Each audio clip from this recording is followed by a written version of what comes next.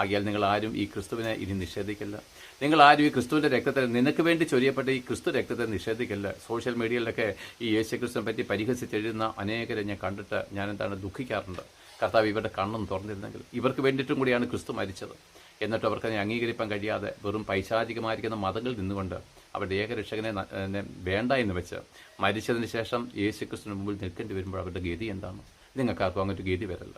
ഒരു മതത്തിലും ദൈവമില്ല. ഒരു മതത്തിലും ദൈവസ്നേഹമില്ലതാനും. ഒരു മതത്തെയും ദൈവം സ്നേഹിക്കുന്നില്ല. ഒരു മതത്തിൻ്റെയും കൂടെ ദൈവവുമില്ല.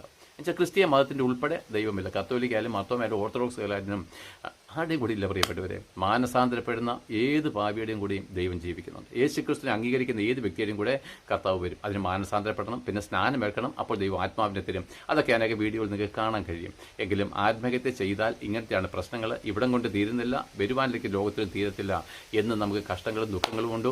ഏത് വിഷയമാണെങ്കിൽ അത് മല പോലെ ഉയർന്നിരുന്നാലും പരിഹാരം യേശുക്രിസ്തുവിലുണ്ടെന്നുള്ള ഈ നല്ല ദൂത് നിങ്ങളെ അറിയിച്ചുകൊണ്ട് നിർത്തുകയാണ്. എല്ലാവരും ഇത് അംഗീകരിക്കുമെന്ന് ഞാൻ വിശ്വസിക്കുന്നു. Thank you.